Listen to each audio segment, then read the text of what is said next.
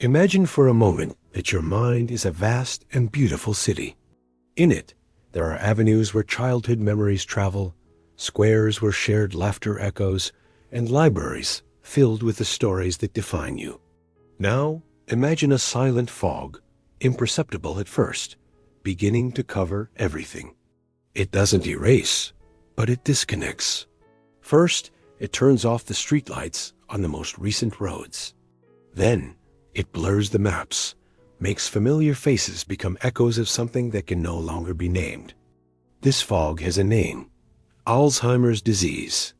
And today, we are not only going to look that fog in the eye, we are going to penetrate it molecule by molecule to understand exactly what it is, how it is born in the shadows, what causes it, and how each symptom manifests in a battle that is above all profoundly human.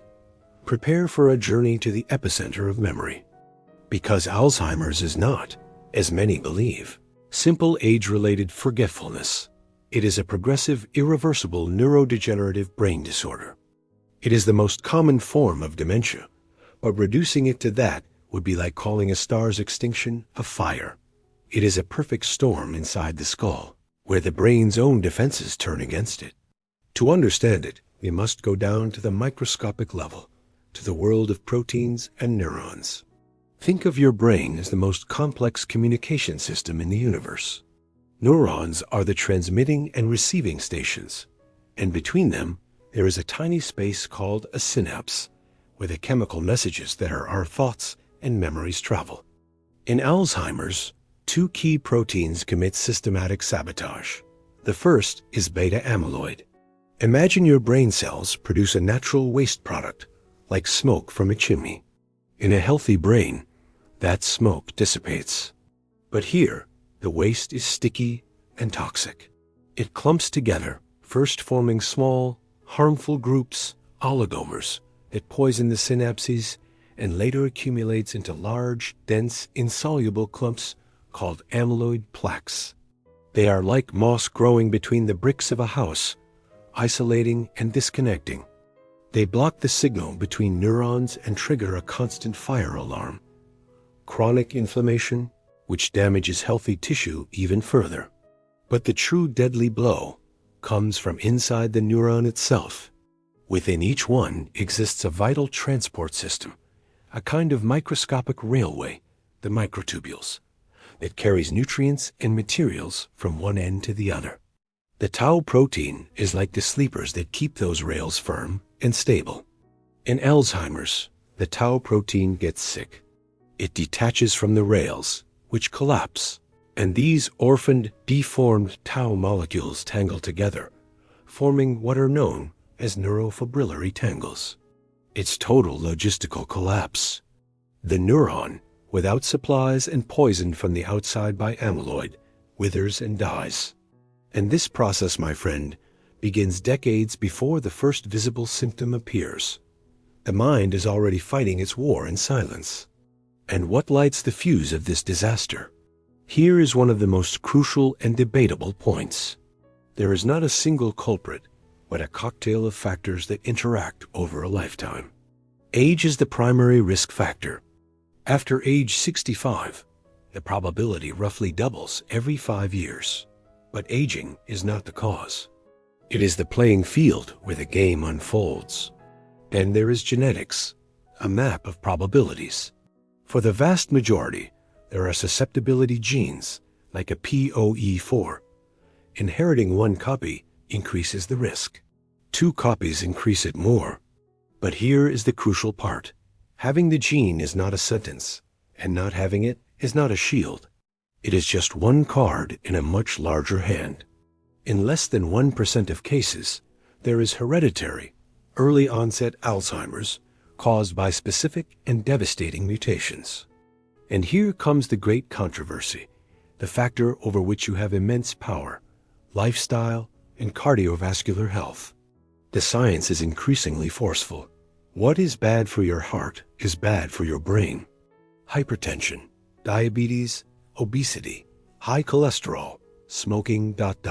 They are not just numbers on a test.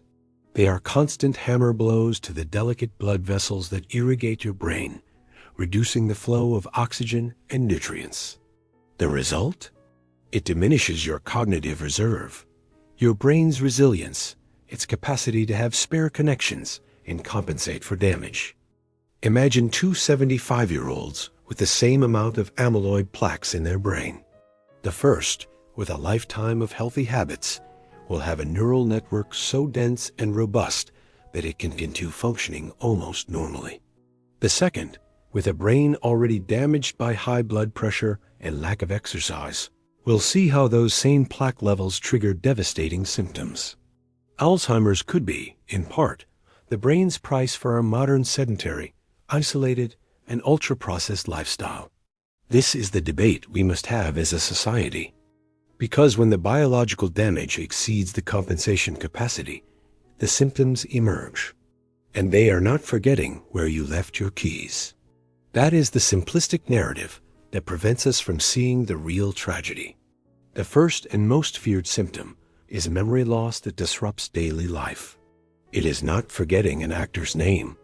It is preparing lunch, returning to the kitchen 5 minutes later, and having completely forgotten you already ate.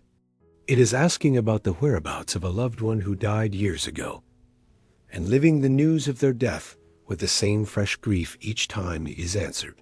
Then comes disorientation in time and place.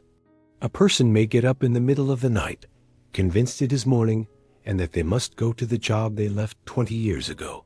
They may get lost on the way to their usual market, and that primitive panic of not recognizing anything takes hold of them. Practical skills crumble. Complex tasks, like managing household finances, become an impossible puzzle. But also simple ones. Forgetting the sequence for getting dressed, putting on a shirt before a sweater, or not remembering how to turn on the oven. Language suffers relentless harassment. Vocabulary becomes impoverished. Conversations fill with empty pauses because the exact word has vanished. Circumlocutions are used. That round thing to see the time instead of clock. Sentences become circular, repeating ideas without reaching a point. Judgment and decision-making become clouded. It's giving large sums of money to a stranger over the phone. It's wearing a wool coat in the middle of summer. It's completely neglecting personal hygiene, something that was once meticulous. And perhaps one of the most painful changes for the family is the transformation of personality.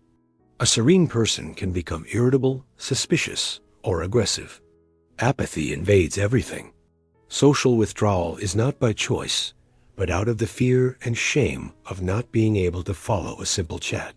These symptoms are not character flaws. They are the visible trenches of a cerebral war.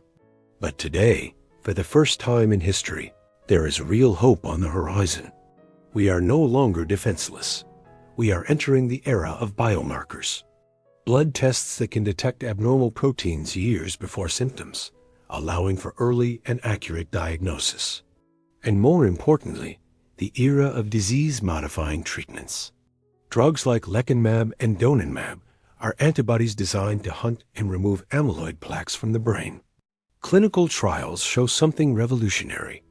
They can slow cognitive decline by 27 to 35% in the early stages. They are not a cure. They do not reverse the damage. But they are the first ray of light, proving that attacking the underlying biology works. It is the first step on a completely new path. And while science advances, prevention remains our most powerful and accessible weapon. Physical exercise is not just for the body, it is blood irrigation for the brain. The Mediterranean diet is not a fad, it is cellular anti-inflammation.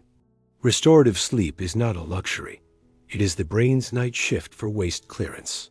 Learning a language, playing an instrument, maintaining deep social bonds. They are not hobbies. They are cognitive reserve exercises.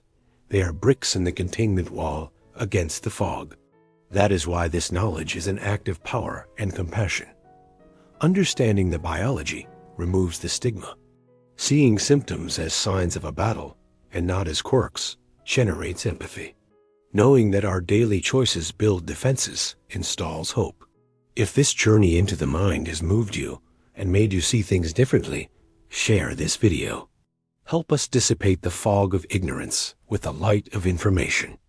Subscribe to this channel because understanding how we function is the first step to taking care of ourselves. And now, take action. Leave us your reflection in the comments. What habit will you strengthen, or what myth have you broken after knowing the true story of Alzheimer? Your voice is an essential part of this conversation.